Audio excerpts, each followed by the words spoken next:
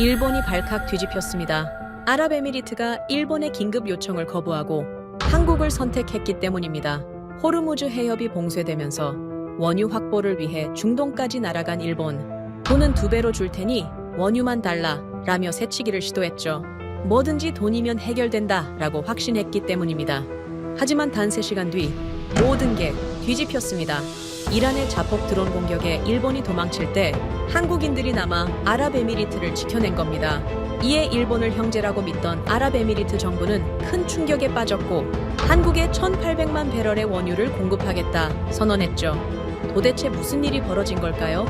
아랍에미리트가 한국을 새로운 형제라고 선언한 이유, 지금 시작합니다. 호르무즈 해협이 막히자 지구의 혈관이 끊어졌습니다.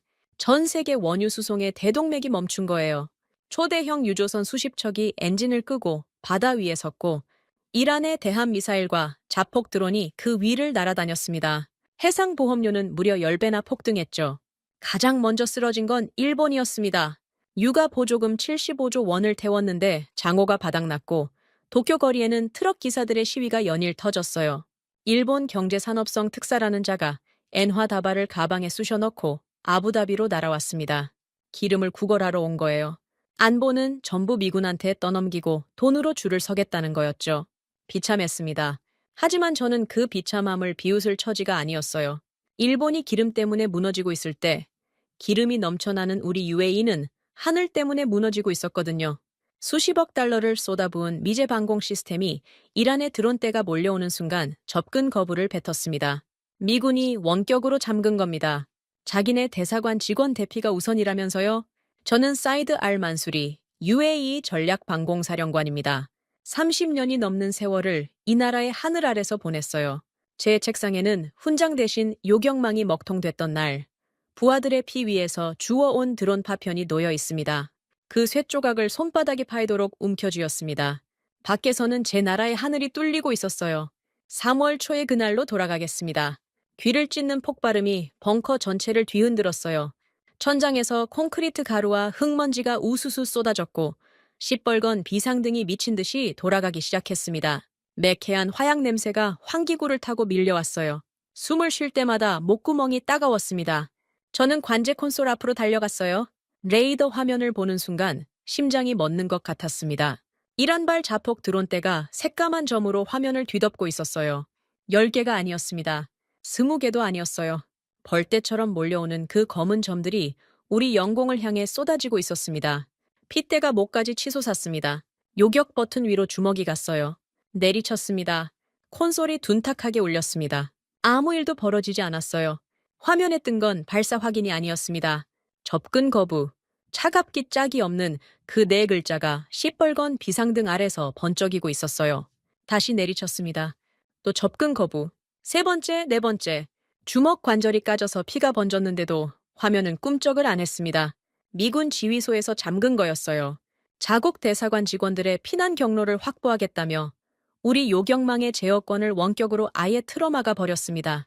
내 돈으로 산 무기가 내 명령을 거부하는 겁니다. 이게 동맹입니까? 이게 방패입니까? 저는 한라인 수화기를 움켜쥐었어요. 손에 힘을 주지 않으면 떨림이 멈추지 않았거든요. 신호음이 2번 울리고 미군 장교의 목소리가 들렸습니다.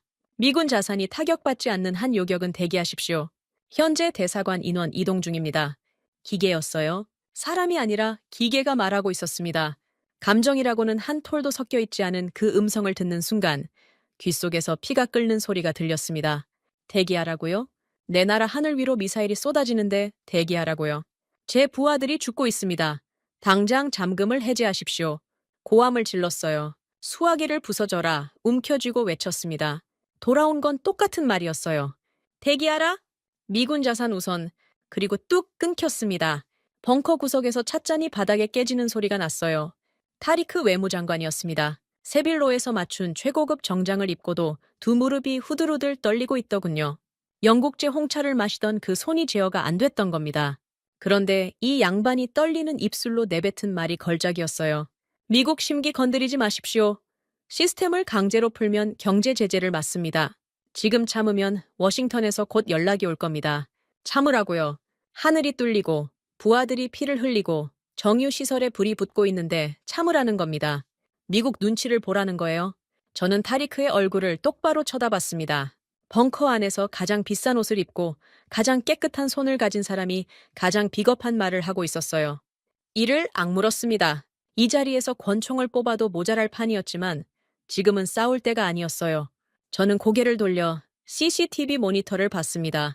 그게 더 잔인했어요. 사막 위에서 벌어지는 일이 실시간으로 찍히고 있었거든요. 자폭 드론이 하늘을 갈랐습니다.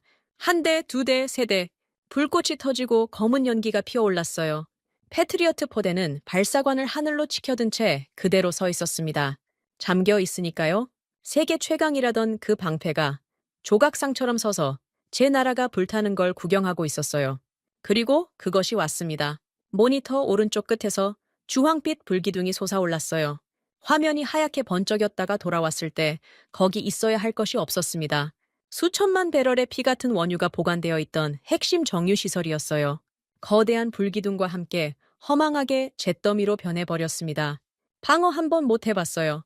한 발도 안 쏘고 당했습니다. 벙커 안이 순간 적막에 빠졌어요. 비상등이 돌아가는 소리, 어딘가에서 새어나오는 흙먼지 떨어지는 소리, 그리고 제 심장 뛰는 소리, 그것밖에 안 들렸습니다. 30년을 군인으로 살았어요. 모래바람도 견뎠고 부하의 전사통보도 받아냈습니다. 하지만 내 돈으로 산 방패가 내 명령을 씹고 내 하늘이 뚫리고 내 기름이 타는 걸 두 눈 뜨고 지켜보는 이 모멸감은 처음이었어요. 권총을 뽑았습니다. 타리크가 비명을 질렀어요. 저는 타리크를 쏜 게 아닙니다. 한라인 통신기를 쏴버렸어요. 두 발을 박았습니다. 화면이 갈라지고 불꽃이 튀며 기계가 산산조각 났어요. 벙커 안에 화약 냄새가 한 겹 더 쌓였습니다. 타리크가 벽에 등을 붙인 채 사색이 되어 있었어요. 저는 그 양반을 거들떠보지도 않았습니다. 참모에게 고개를 돌렸어요. 정유시설 피해 규모 즉시 올려라. 목소리가 갈라졌습니다. 참모의 보고는 잔인했어요. 저장 탱크 4기 전소, 정제 라인 2곳 가동 중단, 인근 파이프라인 파열. 숫자 하나하나가 이 나라의 피가 빠져나가는 소리였습니다. 그때 정보참모가 뛰어들어왔어요. 얼굴이 하얗게 질려 있었습니다. 사령관님, 48시간 뒤 이란이 2차 대공습을 감행할 것이라는 정보가 들어왔습니다. 이번에는 해상 원유 터미널이 목표입니다. 심장이 쪼그라드는 것 같았어요. 해상 터미널이면 180억 달러짜리 시설입니다. 그게 날아가면 이 나라 경제의 심장이 멎는 거예요. 48시간, 이틀입니다. 잠긴 방패를 들고 이틀을 버텨야 한다는 뜻이었어요. 저는 불탄 한라인 잔해를 내려다봤습니다. 저것과 함께 끊어야 할 것이 있었어요. 미국이라는 이름에 묶여있던 30년치 환상이었습니다. 돈을 처발라 샀는데 내 나라 하늘도 내 맘대로 못 지키는 게 무슨 놈의 동맹입니까? 더 이상 저 오만한 자들에게 목숨을 맡길 수는 없었습니다. 저는 참모에게 돌아섰어요. 목소리를 최대한 낮췄습니다. 타리크의 귀에 들어가선 안 됐거든요. 한국 측 연락관을 벙커로 불러라. 뒷문으로 은밀하게. 참모의 눈이 커졌어요. 하지만 제 눈을 보더니 고개를 끄덕이고 즉시 벙커를 빠져나갔습니다. 저는 주머니에서 드론 파편을 꺼냈어요. 과거 부하들의 피가 묻은 그 쇠조각을요. 손바닥 위에 올려놓고 천천히 쥐었습니다. 이번에는 떨리지 않았어요. 불과 2시간이 지났을 뿐인데 벙커 안의 공기가 완전히 달라졌습니다. 밖에서 타오르는 정유시설의 매캐한 연기가 환기구를 타고 스며들었어요. 숨을 쉴 때마다 목이 따갑고 눈이 뻑뻑했습니다. 비상등은 여전히 돌아가고 있었지만 아무도 신경 쓰지 않았어요. 그보다 더 거슬리는 것이 대형 모니터를 채우고 있었거든요. 화상 연결이었습니다. 워싱턴의 어느 사무실에서 한 남자가 가죽 의자에 깊숙이 파묻혀 앉아 있었어요. 리처드 스털링, 미국 방산업체의 중동 총괄 부사장이라는 자였습니다. 이 양반은 아부다비의 사이렌이 울리고 정유시설이 불타는 와중에 대서양 건너편 안전한 사무실에서 시가를 피우고 있었어요. 연기를 길게 내뿜으며 카메라를 바라보는 눈빛이 여유롭기 짝이 없었습니다. 제 부하들의 피가 사막 위에서 마르고 있는 바로 이 순간에요. 저는 콘솔 앞에 서서 모니터를 똑바로 노려봤습니다. 당장 요격 시스템 잠금을 해제하고 긴급 물량을 보내시오. 48시간 뒤에 2차 공습이 옵니다. 최대한 절제했어요. 감정을 드러내면 지는 판이라는 걸 30년 군 생활이 가르쳐줬으니까요.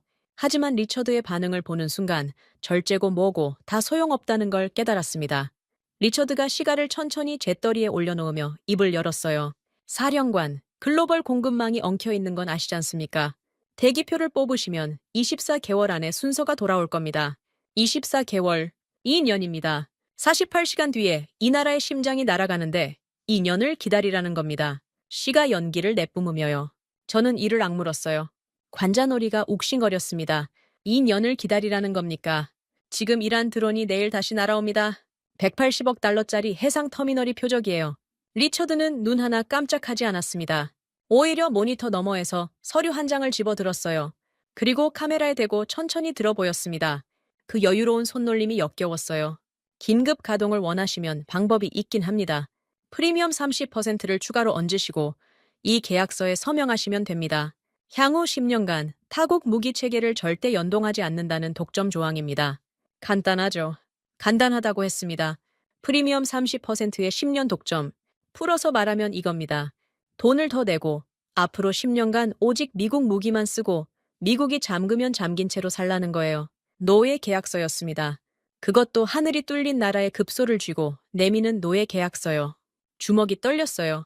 하지만 제가 입을 열기 전에 옆에서 먼저 목소리가 났습니다. 타리크 외무장관이었어요. 이 양반이 뭘 했는지 아십니까? 화를 낸 게 아닙니다.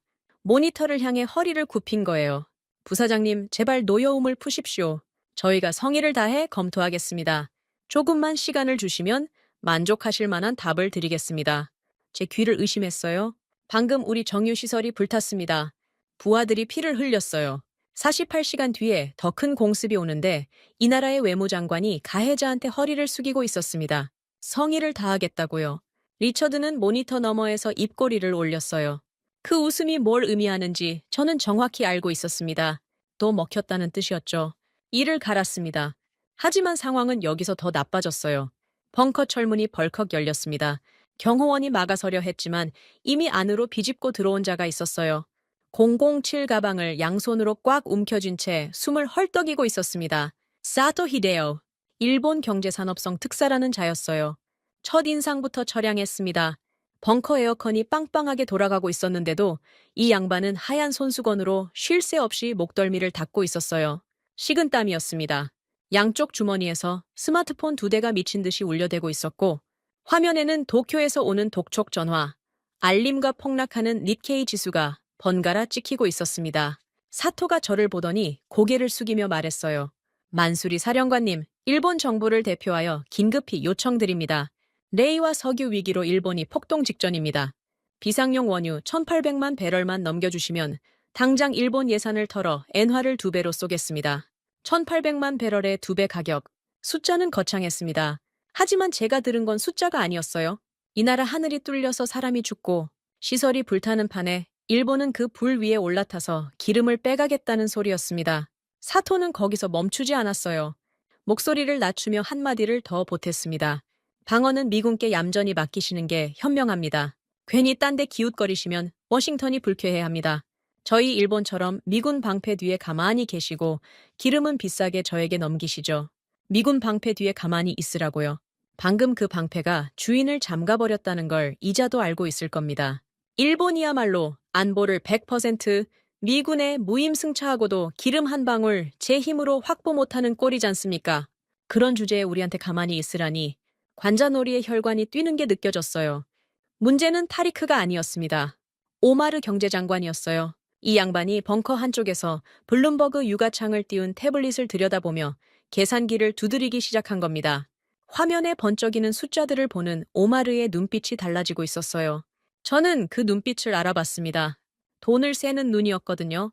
오마르가 태블릿에서 눈을 떼지 않은 채 입을 열었습니다. 사령관, 현실적으로 생각해 봅시다. 어차피 뚫린 방어망입니다. 미국이 풀어주든 말든 2차 공습에 답이 없는 건 마찬가지예요.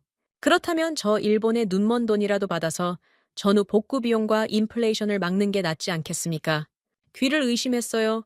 안보를 포기하고 기름을 팔아서 돈을 챙기자는 겁니다. 하늘이 뚫린 채로 장사를 하자는 거예요. 저는 오마르를 똑바로 쳐다봤습니다. 기름을 팔아서 뭘 하겠다는 겁니까? 48시간 뒤에 그 기름이 통째로 날아갑니다. 해상터미널이 박살나면 팔 기름조차 없어요. 오마르가 잠시 멈칫했어요. 하지만 사토가 재빨리 끼어들었습니다. 만수리 사령관님, 방어는 미제가 알아서 해줍니다. 일본이 경험으로 보증합니다. 패트리어트는 세계 최고의 시스템이에요. 지금 잠깐 문제가 있을 뿐이지 곧 풀릴 겁니다. 세계 최고의 시스템이 주인을 잠가버렸는데 곧 풀린다고요. 그 시스템의 전부를 맡긴 일본이 지금 엔화 보따리를 들고 사막까지 기어온 주제예요. 저는 사토를 쳐다봤습니다. 손수건으로 목덜미를 닦는 속도가 점점 빨라지고 있었어요. 주머니 속 스마트폰은 쉴 새 없이 울렸고 임에는 땀방울이 송골송골 맺혀 있었습니다. 세계 최고라는 말을 입에 담으면서도 온몸은 공포에 젖어 있는 거예요. 한심했습니다. 타리크가 리처드의 독점 계약서를 펴들며 오마르를 쳐다봤어요. 경제장관, 여기 서명하면 미국이 시스템을 풀어줍니다. 일본 특사의 원유 대금까지 받으면 2마리 토끼를 잡는 겁니다. 이게 현실적인 답 아닙니까? 벙커 안의 공기가 요상하게 기울고 있었습니다. 한쪽에서는 미국이 갑질을 하고 한쪽에서는 일본이 돈으로 안보를 사려 하고 내부에서는 우리 엘리트들이 무릎을 꿇으려 했어요. 한 놈은 노예 계약서를 들이밀고 한 놈은 엔화 다발을 흔들고 우리 편이라는 자들은 그 앞에서 납작 엎드리는 이 역겨운 총흙이 제 눈앞에서 벌어지고 있었습니다. 리처드가 모니터 너머에서 시가를 다시 물었어요. 여유롭게 연기를 내뿜으며 한마디를 보탰습니다. 사령관, 어차피 선택지가 없으시지 않습니까? 서명하시고 편하게 가시죠. 선택지가 없다? 그 말이 가슴에 못처럼 박혔습니다. 저는 모니터 속 리처드의 얼굴을 봤어요. 시가 연기 너머로 보이는 그 표정은 확신에 차 있었습니다. 우리를 부품 갈아 끼우는 ATM 정도로 보고 있다는 게 저 눈빛에 그대로 찍혀 있었어요. 시선을 돌렸습니다. 사토가 가방을 꽉 움켜쥔 채 비위를 맞추듯 웃고 있었고 다리크는 계약서 위에 펜을 올려놓고 있었어요. 오마르의 태블릿 화면에서는 블룸버그 숫자들이 쉴 새 없이 깜빡이고 있었습니다. 인내심이 바닥을 쳤어요. 30년간 쌓아 올린 군인의 절제력이 뼈마디에서 부서지는 소리가 났습니다. 이 총극을 더 지켜볼 수는 없었어요. 저는 주머니에서 드론 파편을 꺼냈습니다. 부하들의 피가 묻은 그 쇠조각을 회의 테이블 한가운데에 탁 내려놓았어요. 금속이 대리석에 부딪히는 날카로운 소리가 벙커 안에 울렸습니다. 타리크의 펜든 손이 멈췄고 사토의 웃음이 얼어붙었어요. 한 놈은 갑질하고 한 놈은 돈으로 새치기 하고 우리끼리는 엎드리자고 합니다. 이 꼴을 보라고 부하들이 죽은 겁니까? 아무도 대답하지 못했어요. 저는 벙커 뒷문 쪽으로 고개를 돌렸습니다. 참모가 보낸 연락이 와 있을 시간이었거든요. 한국이 오고 있었습니다. 서명이 5분 앞이었습니다. 타리크가 리처드의 독점 계약서를 테이블 위에 펼쳐놓고 오마르가 태블릿의 블룸버그 화면과 계약 조건을 번갈아 훑고 있었어요. 사토는 벙커 구석에서 007 가방을 무릎 위에 올려놓은 채 침을 꿀꺽 삼키고 있었습니다. 곧 서명이 끝나면 원유 협상 차례가 자기한테 돌아올 거라고 계산하고 있는 눈빛이었어요. 저는 화장실을 핑계로 자리를 떴습니다. 벙커 뒷복도를 돌아 철문 앞에 섰어요. 참모가 미리 연락해둔 대로 2사람이 와 있었습니다. 박동진, 대한민국 방위사업청 중동수출단장, 공군 파일럿 출신이라 그런지 눈매가 매의 부리처럼 날카로웠어요. 표정에 감정이라는 게 없었습니다. 옆에 선 사람은 강천수 대령이었어요.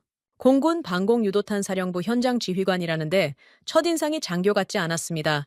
넥타이를 반쯤 풀어 헤치고 있었고 손등에는 기름때가 묻어 있었어요. 엘리트 장교복보다는 정비복이 더 어울릴 것 같은 사람이었습니다. 저는 2사람을 벙커 안으로 안내했어요. 뒷문으로 조용히 들어왔지만 조용할 수 있는 건 거기까지였습니다. 타리크가 제일 먼저 반응했어요. 박 국장과 강 대령의 얼굴을 보자마자 의자에서 벌떡 일어났습니다. 얼굴이 시뻘개지더군요. 사령관, 이게 무슨 짓입니까?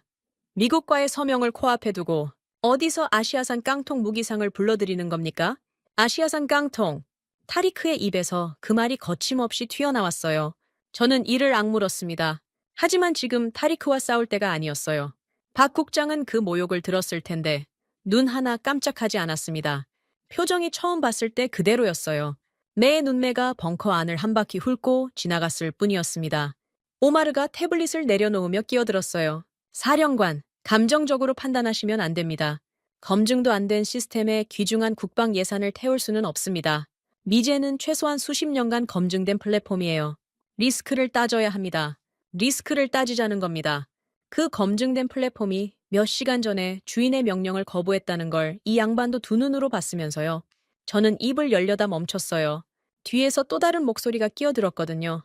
사토였습니다. 어느새 가방을 들고 일어서서 테이블 쪽으로 다가와 있었어요. 손수건으로 목덜미를 닦으며 얄밉게 웃더군요. 한국 분들은 피만 뜨겁지 비즈니스를 모릅니다. 열정은 이해하지만 이 테이블에서는 돈이 말하는 겁니다. 저희 일본의 자금력이야말로 진짜 방패 아니겠습니까? 돈이 방패라고요. 75조 원을 태우고 기름 한 방울 확보 못해서 사막까지 기어온 나라가 돈이 방패라고 말하고 있었습니다. 저는 사토를 쳐다봤어요. 이마의 땀은 닦아도 흘러내리고 있었고 주머니 속 스마트폰은 여전히 미친 듯이 울리고 있었습니다. 돈이 방패라는 자의 얼굴이 저렇게 공포에 젖어 있다는 게 우습지 않습니까? 벙커 안의 분위기가 완전히 한국 측을 향해 등을 돌리고 있었어요. 타리크는 깡통이라 하고 오마르는 리스크를 따지고 사토는 돈 타령을 하고 박 국장은 여전히 입을 열지 않았습니다. 강 대령도 마찬가지였어요. 두 사람 다 묵묵히 서 있었습니다. 그때 강 대령이 움직였어요. 뚜벅뚜벅 군화 소리가 벙커 바닥에 울렸습니다. 강 대령이 타리크의 책상 앞까지 걸어갔어요. 그리고 양손을 테이블 위에 쾅 짚었습니다. 대리석 위에 놓여있던 계약서가 바람에 밀려 미끄러졌어요. 타리크가 움찔하며 한 발 물러났습니다. 강 대령의 눈이 타리크를 정면으로 꿰뚫고 있었어요. 반쯤 풀린 넥타이 아래로 목에 힘줄이 팽팽하게 서 있었습니다. 기름때 묻은 손등으로 테이블을 짚은 채 이 사람이 입을 열었어요. 우린 대기표 따위를 파는 장사꾼이 아닙니다. 목소리가 낮았습니다. 고함이 아니었어요. 오히려 고함보다 더 무서운 종류의 낮음이었습니다. 벙커 안의 공기가 순간 얼어붙었어요.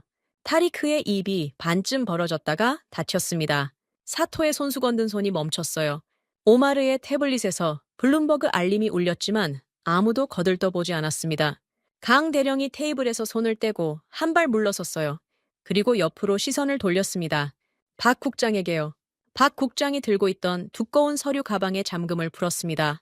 금속 걸쇠가 딸깍하고 열리는 소리가 벙커 안에 울렸어요. 안에서 서류 한 묶음을 꺼내 테이블 한가운데에 조용히 내려놓았습니다. 리처드의 독점 계약서 바로 옆이었어요. 박 국장이 입을 열었습니다. 목소리를 높이지 않았어요. 높일 필요가 없었거든요. 재고가 아닙니다. 우리 대한민국 공군이 당장 실전에 배치해서 쓰고 있는 작전, 물량 30기를 내일 아침 수송기에 실어서 보내겠습니다. 벙커 안이 조용해졌어요.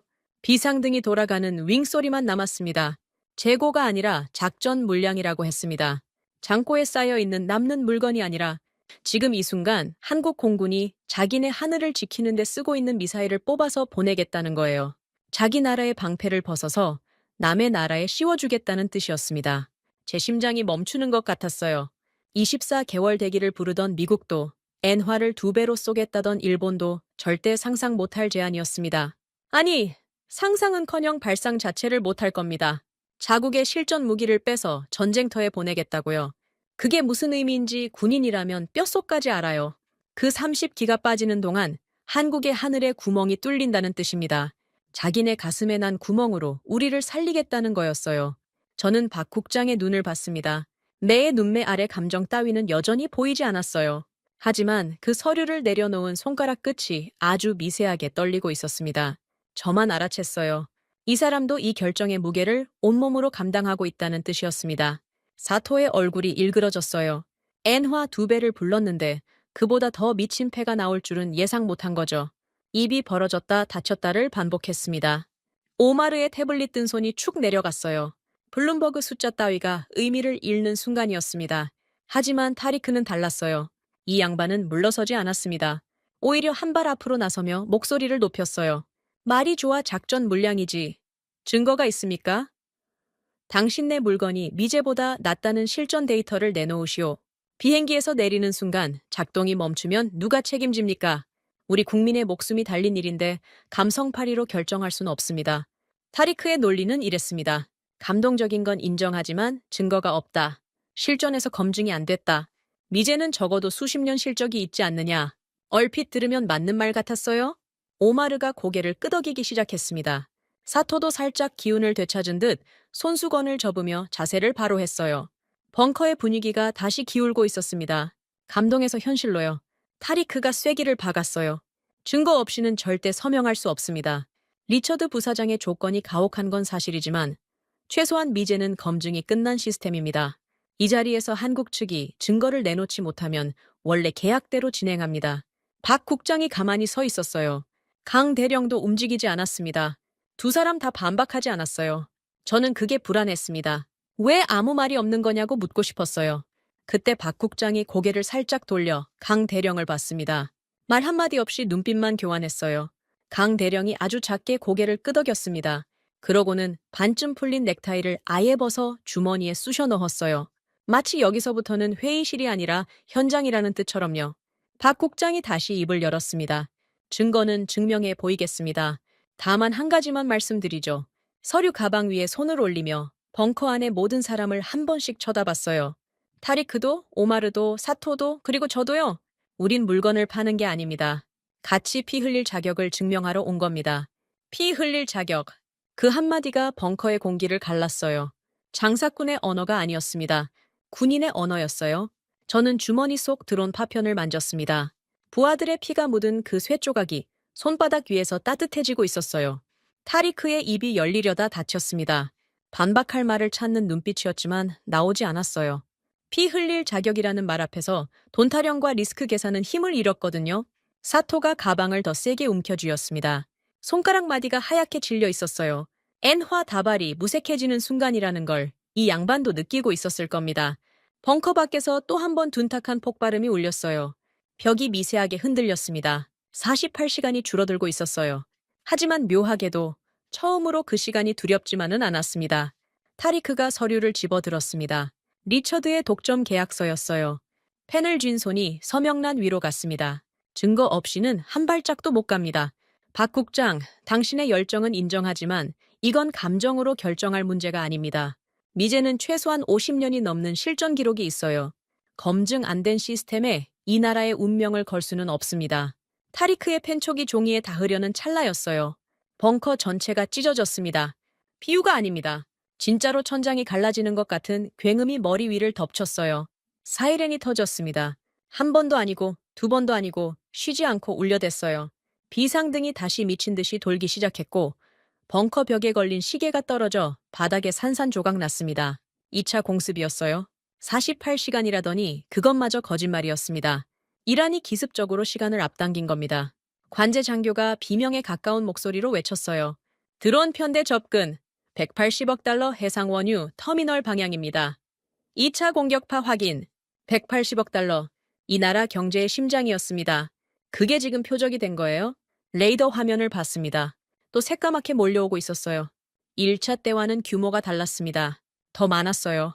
더 빠르게 접근하고 있었습니다. 사토가 제일 먼저 무너졌어요. 의자에서 굴러떨어지듯 바닥으로 내려가더니 책상 밑으로 기어들어갔습니다. 007 가방을 머리 위에 올려놓고 온몸을 웅크린 채 절규했어요. 기름이 다 탑니다. 터미널이 날아가면 일본이 끝이에요. 끝이라고요. 엔화 2배를 외치던 그 입에서 비명이 터져 나왔습니다. 돈이 방패라던 자의 말로가 책상 밑이었어요. 주머니에서 빠져나온 스마트폰이 바닥을 굴렀고 화면에는 니케이 폭락 알림이 쉴 새 없이 찍히고 있었습니다. 타리크가 다급하게 미군 한 라인에 매달렸어요. 제가 총으로 부순 통신기 대신 보조 회선을 연결한 겁니다. 떨리는 손으로 모니터를 켰어요. 미군 기지가 잡혔습니다. 그런데 화면에 뜬 건 구원이 아니었어요. 미군이 짐을 싸고 있었습니다. 대사관 옥상에 헬기가 내려앉아 있었고 군복 입은 자들이 장비 박스를 헬기에 밀어넣고 있었어요. 실시간이었습니다. 이 나라의 심장이 날아가려는 바로 이 순간에 동맹이라는 자들이 도망치는 뒷모습이 벙커, 대형 모니터에 생중계되고 있었던 겁니다. 타리크의 손에서 펜이 떨어졌어요. 바닥에 부딪히는 소리가 또렷하게 들렸습니다. 이 양반의 얼굴에서 혈색이 완전히 빠져나갔어요. 미국이라는 코끼리 등에 타야만 산다던 사람이 그 코끼리가 등에 탄 자를 내팽개치고 도망치는 장면을 두 눈으로 보고 있었습니다. 이럴 수가 없습니다. 타리크가 중얼거렸어요. 하지만 모니터는 거짓말을 하지 않았습니다. 헬기가 옥상에서 떠올랐어요. 미국의 성조기가 프로펠러 바람에 펄럭이며 작아지고 있었습니다. 저는 모니터에서 눈을 떼고 레이더를 봤어요.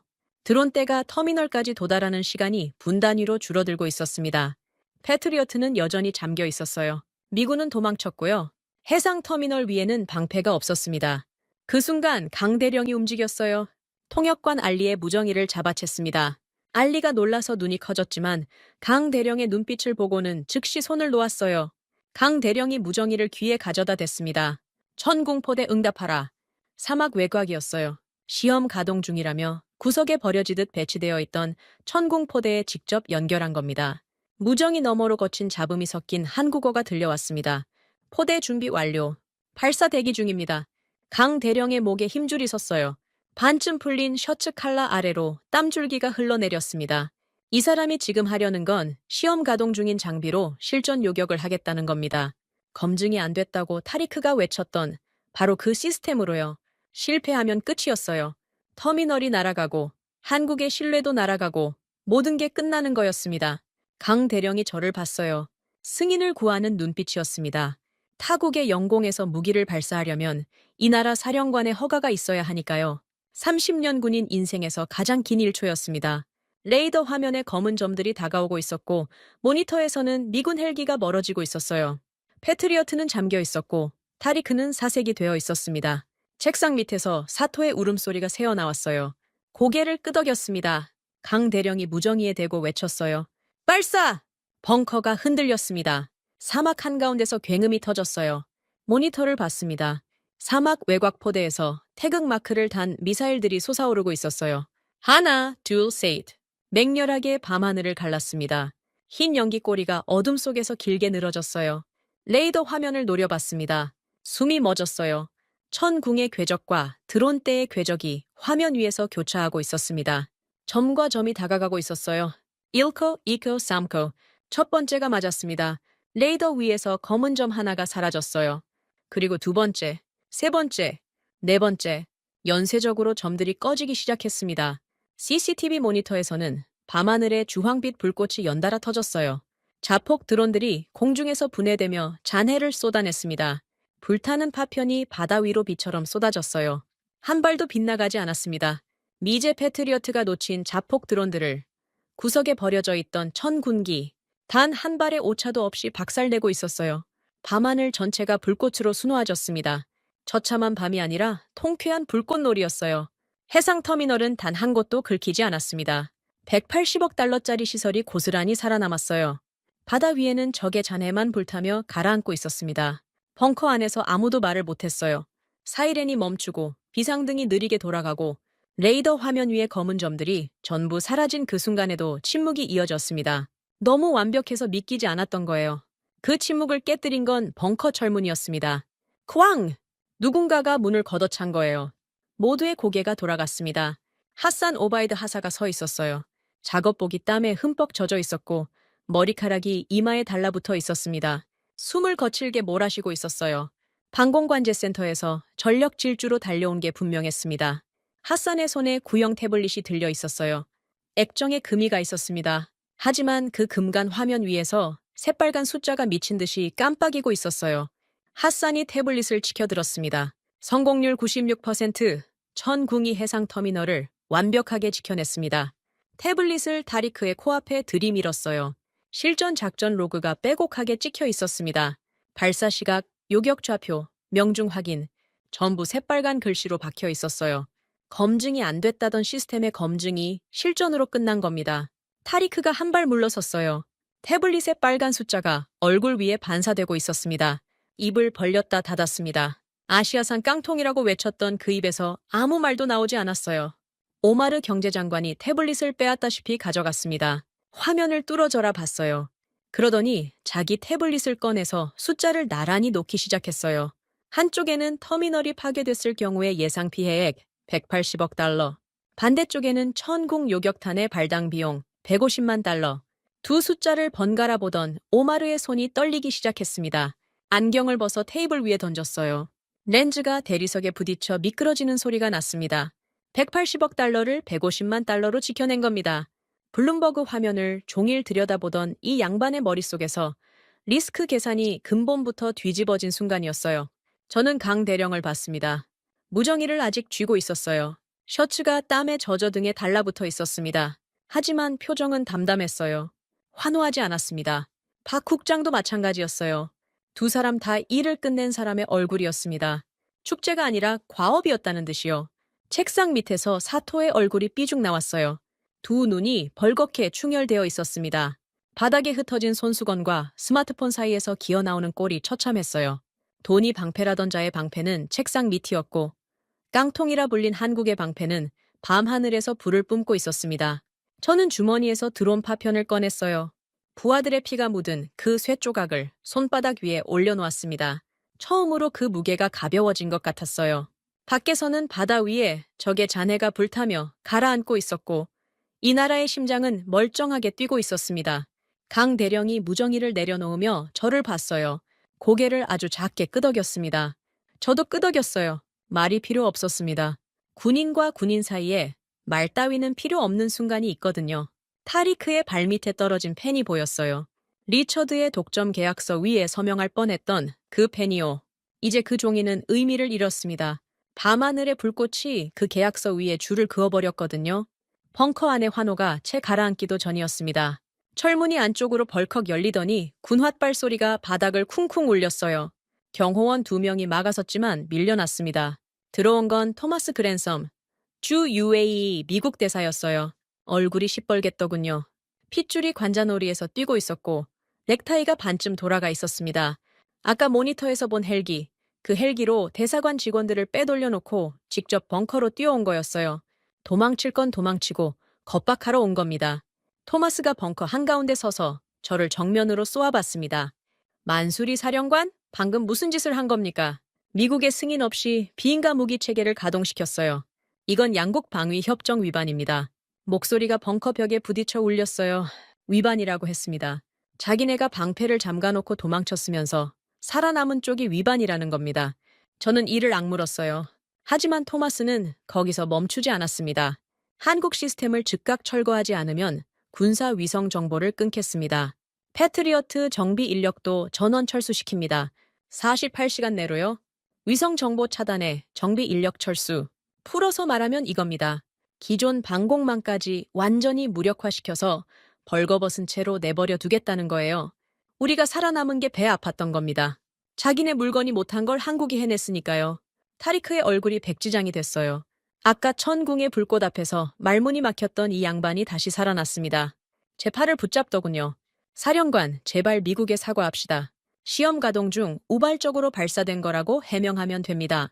위성 정보가 끊기면 우리는 눈먼 장님이에요. 엎드리십시오, 제발! 엎드리라고요. 방금 목숨을 구해준 방패를 버리고 우리를 잠가버린 자한테 엎드리라는 겁니다. 타리크의 손가락이 제 소매를 파고들었어요. 손톱이 느껴질 만큼 세게 쥐고 있었습니다. 공포였어요. 미국이라는 이름에 30년간 기대온 사람의 공포가 손가락 끝에서 전해졌습니다. 책상 밑에서 사토가 다시 기어나왔어요. 이번에는 눈물까지 글썽이고 있었습니다. 만수리 사령관님, 일본이 돈을 3배로 올립니다. 3배요? 얌전히 미제 시스템으로 돌아가시면 원유도 드리고 엔화도 드리겠습니다. 제발 조용히 넘어갑시다. 3배라고 했습니다. 목숨이 오가는 자리에서 이 양반의 머릿속에는 아직도 돈밖에 없었어요. 한쪽 손에는 엔화 다발이, 다른 손에는 하얀 손수건이 들려 있었습니다. 바닥에서 일어나지도 못한 채 무릎으로 기어와서 지폐를 흔드는 꼴이 역겨웠어요. 토마스가 한 발 더 앞으로 나섰습니다. 제 코앞이었어요. 사령관, 마지막 기회입니다. 감히 미국의 시스템을 건드리면 내일 당장 경제 제재가 들어갑니다. 중동에서 달러 결제가 막히는 게 어떤 의미인지 아시지 않습니까? 경제 제재, 달러 결제 차단, 핵폭탄급 협박이었어요. 이 나라의 원유는 달러로 거래됩니다. 달러가 막히면 기름이 넘쳐나도 팔 수가 없어요. 토마스는 그걸 알고 던진 겁니다. 벙커 안의 공기가 납처럼 무거워졌습니다. 타리크가 제 소매를 잡아당기고 사토가 바닥에서 돈을 흔들고 토마스가 제재를 들이대고 삼면에서 압박이 쏟아지고 있었어요. 그때 벙커 안쪽 문이 열렸습니다. 발소리가 없었어요. 경호원 4명이 길을 열었고 그 사이로 한 사람이 걸어 들어왔습니다. 오른손으로 묵직한 호박석 묵주를 천천히 굴리고 있었어요. 얼굴에 감정이라고는 한 줌도 없었습니다. 셰이크 자예드 알 나얀, 이 나라의 왕세자, 최고 결정권자였습니다. 벙커 안이 순간 얼어붙었어요. 토마스의 기세가 반토막 났습니다. 타리크의 손이 제 소매에서 떨어졌고 사토는 바닥에 엎드린 자세 그대로 굳었어요. 왕세자가 천천히 걸었습니다. 묵주 구슬이 달그락거리는 소리만 벙커 안에 울렸어요. 모니터 앞에 멈춰 서서 화면을 봤습니다. 아까 찍힌 미군 헬기의 도주 장면이 아직 남아 있었어요. 성조기가 프로펠러 바람에 펄럭이며 작아지는 그 장면이요. 왕세자가 토마스를 봤습니다. 묵주를 굴리는 속도가 느려졌어요. 토마스가 입을 열었습니다. 왕세자 전하, 미합 중국은 UAE의 안보를 최우선으로 생각합니다. 하지만 비인가 체계의 가동은 양국 관계를 심각하게 훼손할 수 있습니다. 현명한 판단을 내려주시길 바랍니다. 현명한 판단. 그 말이 끝나는 순간이었어요. 왕세자의 오른손이 멈췄습니다. 묵주줄이 팽팽하게 당겨졌어요. 그리고 툭 끊어졌습니다. 호박석 구슬들이 대리석 바닥 위에 쏟아졌어요. 또르르 굴러가는 소리가 벙커 안을 가득 채웠습니다. 왕세자가 입을 열었어요. 우리가 내 놈들 호주머니 속에 개냐? 사자후였습니다. 벙커 벽이 진동하는 것 같았어요.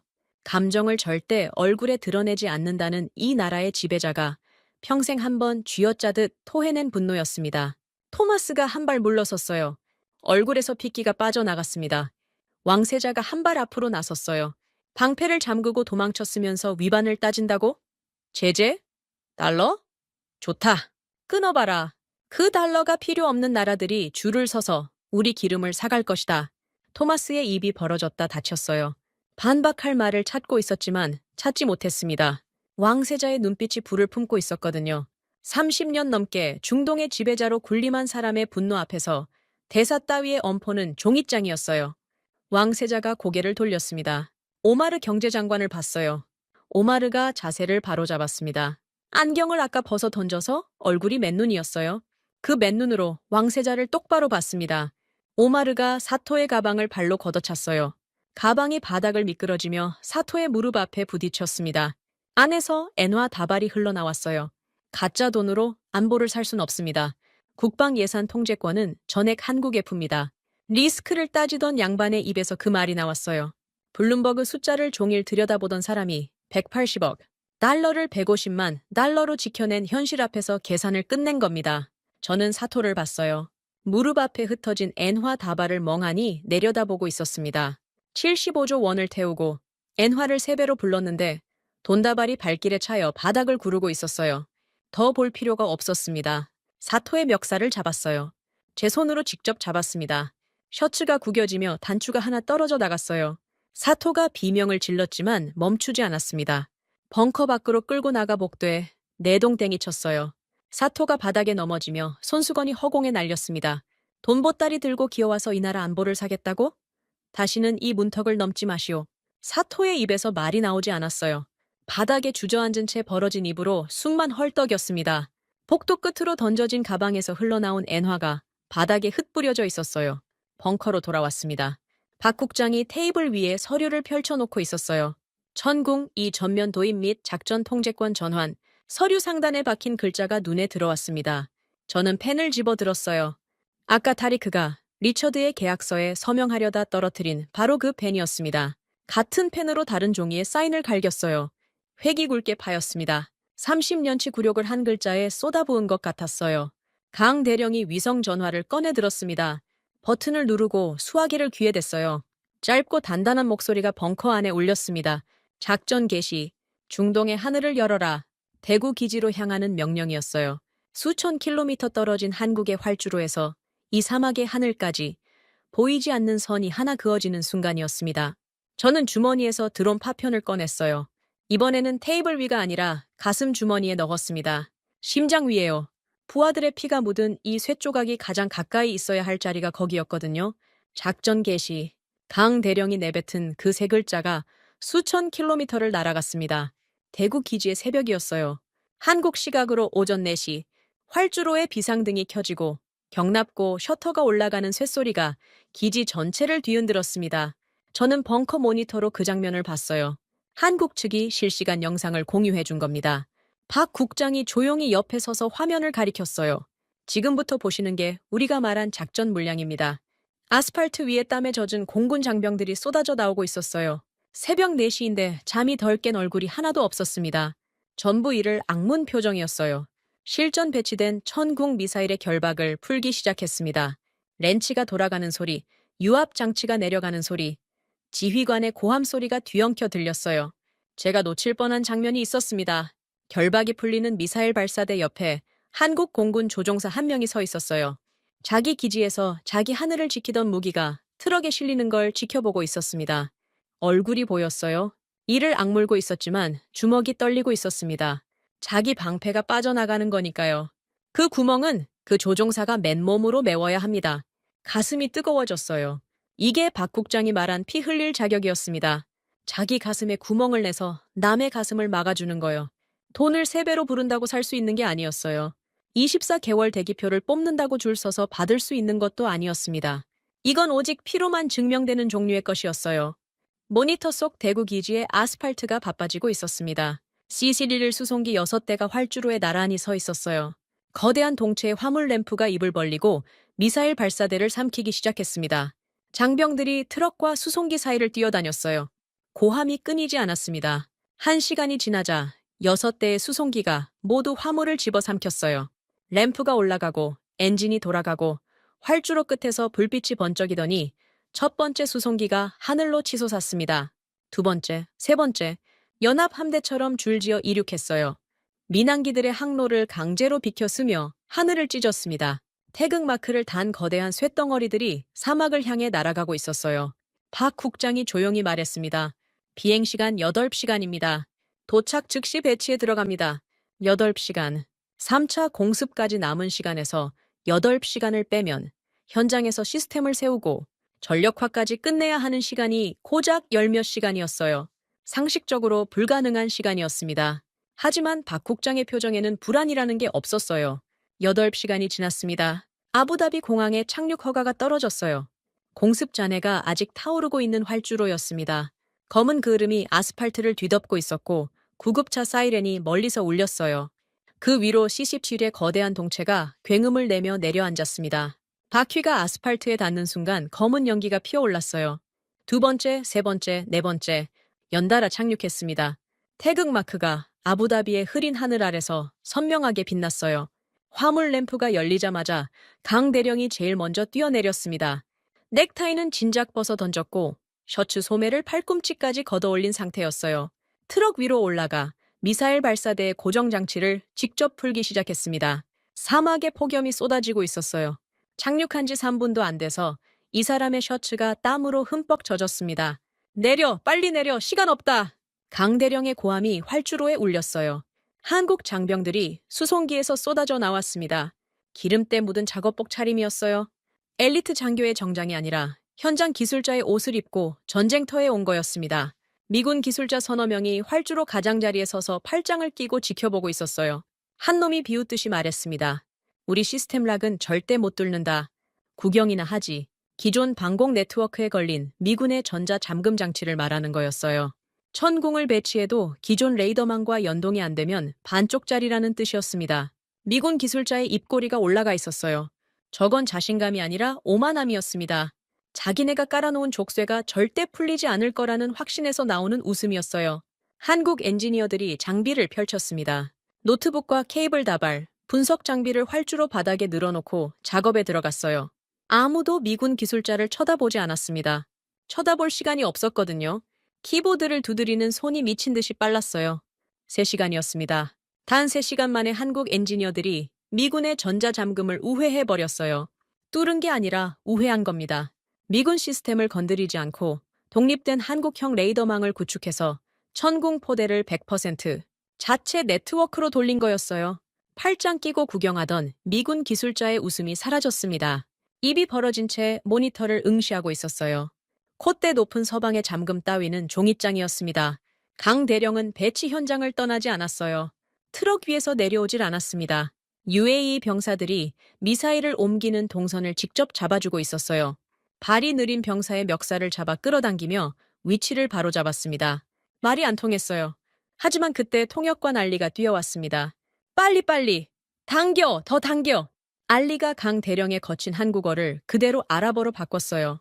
통까지 살렸습니다. 끈끈하고 절박한 뉘앙스가 그대로 전해졌어요. UAE 병사들의 눈빛이 달라지기 시작했습니다. 걸음이 빨라졌어요. 한국 장병들과 섞여 뛰기 시작했습니다. 사막의 열기가 50대 가까웠어요. 그 폭염 속에서 한국인과 UAE 군인이 함께 땀을 흘리고 있었습니다. 강 대령이 트럭 위에서 고함을 지르면 알리가 아랍어로 받아쳤고 UAE 병사들이 달려갔어요. 한국 조작원이 UAE 병사의 손을 직접 잡고 발사 콘솔 위에 올려놓았습니다. 손 위에 손을 포개고 버튼 하나하나의 감각을 몸으로 가르쳤어요. 매뉴얼을 읽어주는 게 아니라 살갗을 맞대고 전수하는 거친 현장 인수인계였습니다. 시간이 녹아내렸어요. 해가 기울고 사막의 긴 그림자가 드리우고 다시 어둠이 찾아왔습니다. 3차 공습이 2시간 앞이었어요. 저는 벙커 모니터로 사막 곳곳에 배치된 천공포대를 봤습니다. 30기의 발사관이 일제히 하늘을 향해 치켜들어져 있었어요. 사막의 검은 실루엣 위로 포대에 윤곽이 별빛을 가리며 서 있었습니다. 그 옆에는 한국 장병과 UAE 병사가 나란히 서 있었어요. 서로의 얼굴에 묻은 기름때와 모래먼지가 구분이 안 됐습니다. 레이더 화면에 녹색 격자가 켜졌습니다. 한국형 독립 네트워크가 가동된 거예요. 격자선이 사막 전역을 덮었어요. 미군 시스템과는 완전히 분리된 순수하게 한국의 기술로만 돌아가는 방패였습니다. 관제실에서 보고가 올라왔어요. 전력화 100% 완료. 저는 그 5글자를 2번 들었습니다. 한 번은 관제실 스피커에서, 한 번은 제 심장에서요. 불가능하다고 했던 시간을 뒤집었어요. 24개월을 부르던 미국, 돈을 3배로 부르던 일본, 절대 못 뚫는다고 비웃던 미군 기술자. 그 모든 것을 땀과 기름때로 박살냈습니다. 강대령의 목소리가 무정위에서 흘러나왔어요. 쉰 목소리였습니다. 12시간 넘게 사막에서 고함을 질렀으니까요. 사령관님, 준비됐습니다. 와서 보십시오. 저는 벙커 문을 나섰어요. 사막 바람이 얼굴을 때렸습니다. 뜨거운 바람이었지만 상쾌했어요. 하늘을 올려다봤습니다. 칠흑 같은 밤하늘 아래 전공포대의 발사관이 별을 가리키고 있었어요. 2시간 뒤 그 하늘에서 적이 쏟아질 겁니다. 하지만 이번에는 달랐어요. 이 하늘 아래 서 있는 건 잠긴 방패가 아니라 주인의 명령에 응답하는 진짜 방패였으니까요. 칠흑 같은 밤하늘이 갈라졌습니다. 3차 대공습이 시작된 거예요. 레이더 화면에 검은 점들이 다시 몰려왔어요. 이번에는 1차, 2차와 비교가 안 됐습니다. 화면 전체가 새까매질 정도로 쏟아지고 있었어요. 이란이 남은 전력을 전부 쏟아부은 게 분명했습니다. 벙커 안에 긴장이 벽처럼 쌓였어요. 참모들의 숨소리가 들릴 만큼 고요했습니다. 저는 레이더 앞에 서서 화면을 노려봤어요. 녹색 격자 위로 검은 점들이 다가오고 있었습니다. 한국형 독립 네트워크가 그 점 하나하나를 추적하고 있었어요. 강 대령의 목소리가 무정위에서 흘러나왔습니다. 사막 현장에서 직접 지휘하고 있었어요. 전 포대 조준 완료. 발사 대기. 저는 고개를 끄덕였어요. 무정위에 대고 한마디를 내뱉었습니다. 발사 허가. 사막이 불을 뿜었어요. 30기의 포대에서 미사일이 동시에 솟아올랐습니다. 굉음이 벙커 벽을 타고 울렸어요. 모니터에서 하얀 연기 꼬리가 밤하늘을 수놓았습니다. 태극 마크를 단 미사일들이 검은 점들을 향해 맹렬하게 치솟았어요. 레이더 화면을 봤습니다. 궤적이 교차하기 시작했어요. 녹색 선과 검은 점이 만나는 순간마다 점이 사라졌습니다. 하나, 둘, 셋. 연쇄적으로 꺼져나갔어요. CCTV 모니터에서는 밤하늘에 주황빛 불꽃이 연달아 터졌습니다. 폭발음이 겹쳐지며 하늘 전체가 울렸어요. 쏟아지는 드론과 미사일을 천궁이 미친 듯이 박살내고 있었습니다. 한 발도 빗나가지 않았어요. 레이더 위에 검은 점이 하나씩 지워질 때마다 벙커 안의 참모들이 숨을 삼켰습니다. 10개가 사라지고 20개가 사라지고 30개가 사라졌어요. 밤하늘이 통째로 불꽃으로 물들었습니다. 적의 잔해가 유성처럼 꼬리를 끌며 바다로 떨어졌어요. 하나도 뚫리지 않았습니다. 단 하나도요. 완벽했어요. 벙커 밖 아주 먼 곳에서 누군가가 이 밤하늘을 지켜보고 있었습니다. 국경 너머 관측소였어요. 사우디아라비아 국방차관 살만 빈 칼리드 왕자가 최고급 망원경에 눈을 대고 있었습니다. 아부다비 밤하늘을 수놓는 천궁의 불꽃을 처음부터 끝까지 지켜본 거예요. 퍼펙트 격추. 한 발의 오차도 없는 완벽한 방어를 자기 눈으로 확인한 겁니다. 박 국장의 위성 전화가 울렸어요. 살만 왕자였습니다. 박 국장이 수화기를 귀에 대자마자 살만 왕자의 목소리가 벙커까지 들릴 만큼 크게 쏟아졌어요. 사우디의 하늘도 전부 당신들 방패로 덮어버리겠소. 백지 수표를 준비할 테니 당장 리야드로 날아오시오. 벙커 안이 술렁였어요. 사우디였습니다. 중동 최대의 산유국이 한국의 방패를 달라고 먼저 손을 내민 겁니다. 도미노의 첫 조각이 쓰러진 순간이었어요.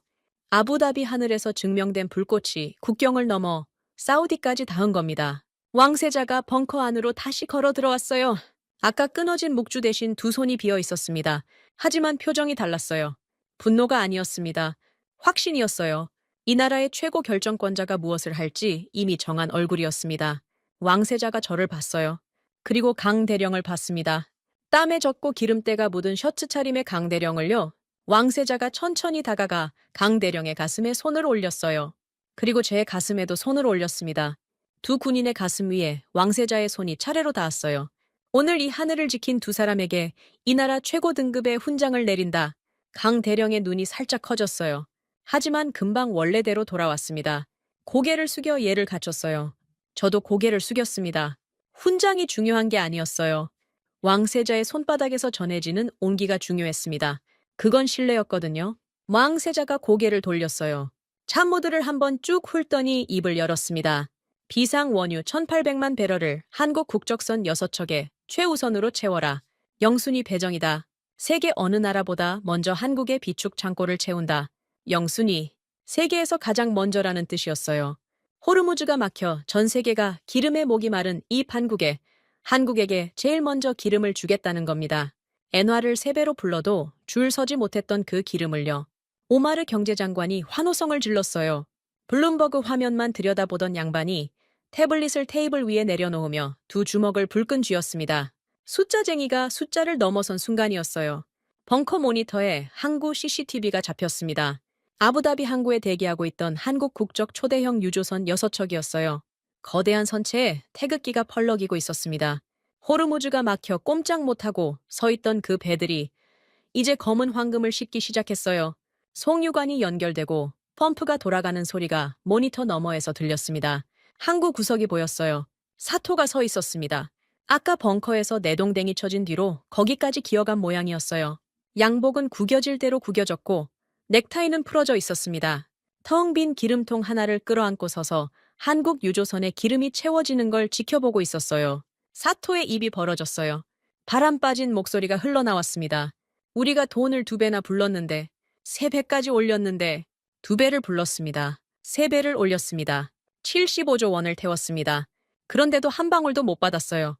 안보를 남한테 맡기고 돈으로 줄을 사려 한 나라의 말로가 텅 빈 기름통이었습니다. 사토의 주머니 속 스마트폰이 또 울렸어요. 화면에는 니케이 폭락 속보가 찍혀 있었을 겁니다. 하지만 사토는 더 이상 화면을 보지 않았어요. 볼 힘이 남아있지 않은 거였죠. 박 국장이 항구 모니터를 보며 조용히 말했어요. 사토를 향한 말은 아니었습니다. 벙커 안의 모든 사람에게 하는 말이었어요. 안보 없는 돈은 휴지 조각일 뿐이지요. 타리크가 고개를 숙였습니다. 아무 말도 안 했어요. 아시아산 깡통이라고 외쳤던 입이, 서명하라고 펜을 쥐었던 손이, 미국에 엎드리자고 매달렸던 무릎이 지금은 전부 힘을 잃고 축 처져 있었습니다. 항구에서 한국 유조선이 기름을 삼키는 소리가 모니터 너머에서 웅웅 울렸어요. 일본의 레이와 석유 위기는 이 순간 회복 불능으로 확정됐습니다. 호르무즈의 기름은 한국에게 먼저 갔고 사우디의 하늘은 한국의 방패가 덮었어요. 돈으로 뚫을 수 없는 벽이 세워진 겁니다. 엔화가 아무리 많아도 이 벽 앞에서는 종이장이었어요. 저는 모니터에서 눈을 떼고 벙커 천장을 올려다봤어요. 몇 시간 전만 해도 이 천장에서 흙먼지가 쏟아졌습니다. 비상등이 미친 듯이 돌았고 미제 방패는 주인을 배신했어요. 지금 그 천장 너머 하늘에는 천궁의 연기 자국이 남아있을 겁니다. 적의 잔해는 바다 밑으로 가라앉았고 이 나라의 심장은 멀쩡하게 뛰고 있었어요. 에너지와 안보, 2마리를 동시에 잡았습니다. 아니, 잡은 게 아니라 멱살을 쥐고 끌어온 거예요. 자기 가슴에 구멍을 내서 남의 가슴을 막아준 나라가 그 대가로 받아낸 것이었습니다. 강 대령이 옆에 서서 항구 모니터를 바라보고 있었어요. 셔츠는 땀과 기름때로 범벅이었고 목소리는 12시간 넘게 고함을 질러서 쉬어 있었습니다. 하지만 눈빛은 처음 벙커에 들어왔을 때와 똑같았어요. 사령관님, 이 승리를 굳혀야 합니다. 저는 고개를 끄덕였어요. 강 대령이 맞았습니다. 불꽃은 화려했지만 불꽃만으로는 부족했어요. 이걸 제도로, 서류로, 전 세계가 보는 자리에서 못으로 박아야 했습니다. 뽑을 수 없는 못으로요. 참모가 보고를 올렸어요. 왕세자 전하께서 3월 18일 전 세계 생방송 결산 행사를 지시하셨습니다. 장소는 아부다비 항구입니다. 3월 18일 결산일이었어요. 이 싸움의 마침표를 찍는 날이 정해진 겁니다. 2026년 3월 18일 오전 10시 아부다비 항구 위로 모래바람이 거쳐 있었습니다. 며칠간 이 도시를 뒤덮었던 화약 냄새와 검은 연기가 사라지고 눈이 부실 만큼 맑은 하늘이 펼쳐져 있었어요. 바다 위에서 불어오는 바람이 짠내를 머금고 제 얼굴을 스쳤습니다. 살아있다는 감각이 온몸에 번졌어요. 항구에는 전 세계 방송사의 중계차가 빼곡히 들어서 있었습니다. CNN, BBC, 알자지라, NHK, 카메라 렌즈가 햇빛을 받아 번쩍였어요. 며칠 전까지 한국산을 깡통이라 비웃고 천궁의 실패를 점치며 악담을 퍼붓던 그 방송사들이 이제는 성공의 현장을 찍으러 줄을 선 겁니다. 가장 먼저 눈에 들어온 건 공항 방향이었어요. 활주로에서 한 남자가 작은 캐리어 하나를 끌고 걸어가고 있었습니다. 리처드 스털링이었어요. 시가도 없었고 여유로운 미소도 없었습니다. 10년 독점 계약을 떠벌리며 시가 연기를 내뿜던 그 양반이 계약 파기를 통보받고 쓸쓸하게 공항으로 향하고 있었어요. 등이 움츠러들어 있었습니다. 24개월 대기를 부르고 프리미엄 30%를 얹고 노예 계약서를 들이밀던 자의 마지막이 공항 게이트 앞의 뒷모습이었어요. 저는 그 등을 오래 보지 않았습니다. 볼 필요가 없었거든요. 회의장으로 향했어요. 항구 한쪽에 마련된 임시 무대였습니다. 흰 천막 아래 긴 테이블이 놓여 있었고 그 위에 서류 한 묶음과 펜 두 자루가 가지런히 놓여 있었어요. 전 세계 생방송 카메라가 그 테이블을 향해 정렬되어 있었습니다. 무대 앞에서 낯익은 사람이 기다리고 있었어요. 타리크 외무장관이었습니다. 그런데 이 양반의 손에 들린 것이 이상했어요. 최고급 찻잔이었습니다. 세빌로 정장을 입고 영국제 홍차를 마시던 그 양반이 직접 두 손으로 찻잔을 들고 서 있었어요. 박 국장이 다가왔습니다. 타리크가 박 국장 앞에서 멈췄어요. 잠깐 입술을 깨물더니 허리를 숙였습니다. 90도였어요. 세빌로 정장의 등 라인이 팽팽하게 당겨질 만큼 깊은 인사였습니다. 박 국장, 당신들의 거친 의리가 우리의 낡은 외교를 박살냈습니다. 깡통이라 했던 이 입으로 이 차를 드리기가 부끄럽지만 받아주십시오. 박 국장이 찻잔을 받았어요. 양손으로요? 매의 눈매가 살짝 누그러졌습니다. 처음으로 이 사람의 표정에 온기 같은 게 번지는 걸 봤어요. 하지만 말은 하지 않았습니다. 고개를 한번 끄덕인 것으로 전부였어요. 저는 회의장 옆으로 걸어갔습니다. 강 대령이 제 옆에 나란히 섰어요. 셔츠를 갈아입었더군요. 하지만 손등의 기름때는 그대로였어요. 빡빡 문질러도 안 지워진다며 쑥스러운 듯 손을 주머니에 찔러 넣었습니다. 저는 웃음이 나올 뻔했어요. 괜찮습니다, 대령. 그 기름때가 당신의 훈장이에요. 강 대령이 멋쩍게 웃었어요. 처음 보는 웃음이었습니다. 하늘에서 굉음이 들렸어요. 고개를 올렸습니다. 한국산 전투기 편대가 항구 상공을 가르며 호위 비행을 하고 있었어요. 태극 마크가 푸른 하늘 아래서 번쩍였습니다. 편대가 지나갈 때마다 그림자가 항구 위를 스쳤어요. 강 대령과 저는 나란히 서서 그 하늘을 올려다봤습니다. 며칠 전 자폭 드론이 새까맣게 몰려오던 바로 그 하늘이었어요. 지금 그 하늘을 한국의 전투기가 가르고 있었습니다. 항구 반대쪽이 보였어요. 한국 국적 초대형 유조선 6척이 정박해 있었습니다. 검은 황금을 가득 실은 거대한 선체가 해수면 아래로 깊이 가라앉아 있었어요.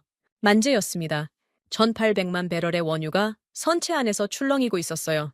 세계 어느 나라보다 먼저 채워진 기름이었습니다. 백고동이 울렸어요. 깊고 웅장한 소리가 항구 전체를 울렸습니다. 첫 번째 유조선이 부산항을 향해 출항하기 시작했어요.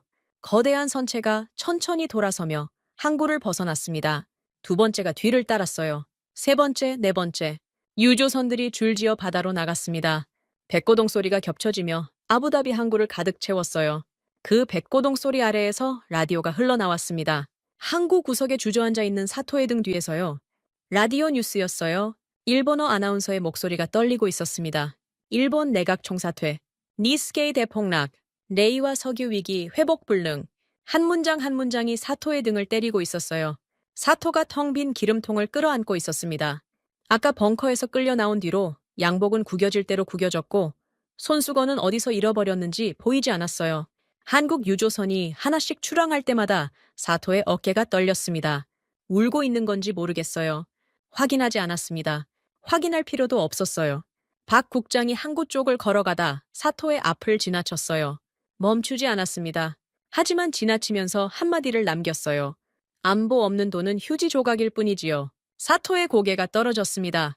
바닥을 보고 있었어요. 대답은 없었습니다. 오전 10시 정각이 됐어요. 생방송이 시작됐습니다. 전 세계 카메라가 붉은 불빛을 켜고 무대를 비추고 있었어요. 한국 정상과 UAE 정상이 무대에 나란히 섰습니다. 흰 천막 아래 긴 테이블 위에 서류가 놓여 있었어요. 350억 달러 규모의 방산 에너지 통합 혈맹 양해각서였습니다. 두 정상이 동시에 펜을 들었어요. 서류 위에 도장이 찍혔습니다. 플래시가 터지며 항구가 환하게 밝아졌어요. 왕세자가 마이크를 잡았습니다. 전 세계가 지켜보고 있었어요. CNN 카메라, BBC 카메라, 알야이라 카메라, 렌즈 하나하나에 왕세자의 얼굴이 비추고 있었습니다. 왕세자가 입을 열었어요. 수십 년간 이 사막의 룰은 동아방과 위선이 정했습니다. 미국은 방패를 팔아놓고 열쇠를 쥐었고 일본은 돈다발을 흔들며 줄을 사려 했습니다. 위기가 닥치자 돈은 종이가 됐고 방패는 잠겼습니다. 왕세자의 목소리가 항구 전체에 울렸어요. 카메라들이 숨을 죽이고 있었습니다. 하지만 한 나라가 있었습니다. 자기 하늘의 방패를 벗어서 우리 하늘에 씌워준 나라가요. 대기표도 없었고 프리미엄도 없었고 독점 조항도 없었습니다. 대신 자기 가슴에 구멍을 내고 우리 곁에 섰습니다. 왕세자가 한국 정상 쪽으로 고개를 돌렸어요. 오늘부로 중동의 룰은 바뀝니다. 생존은 돈가방이나 위선이 아닌 사지로 뛰어든 형제와 함께합니다. 대한민국과 영원히. 항구의 박수가 터졌어요. 하지만 저는 박수 소리를 듣고 있지 않았습니다. 시선이 다른 곳에 가 있었거든요. 사막 외곽이었어요. 항구에서 아주 멀리 지평선 가까이에 천궁포대의 실루엣이 보였습니다. 발사관이 하늘을 향해 치켜들어져 있었어요. 그 옆에 작은 점 같은 인형 두 개가 나란히 서 있었습니다. 한국 장병과 UAE 병사일 거예요. 누가 누군지 구분이 안 됐습니다. 그게 맞았어요. 구분할 필요가 없었으니까요. 저는 가슴 주머니에서 드론 파편을 꺼냈습니다. 부하들의 피가 묻은 쇠조각이었어요. 30년간 책상 위에 놓아두었던 것을요. 손바닥 위에 올려놓고 천천히 쥐었습니다. 이제 이 쇠조각이 더 이상 빚이 아니었어요. 이 파편 위에 흘려진 피해 값을 치른 밤이었거든요. 잠긴 방패가 아닌 주인의 명령에 응답하는 진짜 방패로요. 사막 위에 태극기가 펄럭이고 있었습니다. 그 옆에 UAE 국기가 나란히 걸려 있었어요. 바람이 불 때마다 두 깃발이 같은 방향으로 흔들렸습니다. 저는 드론 파편을 다시 가슴 주머니에 넣었어요. 심장 위에요. 이 사막의 하늘은 이제 우리 것이었습니다. 지금까지 대한민국의 감동을 전하는 감동 유나였습니다. 다음 영상에서 더 재미있고 감동적인 대한민국의 이야기로 찾아뵙겠습니다. 선배님들 좋은 하루 되세요.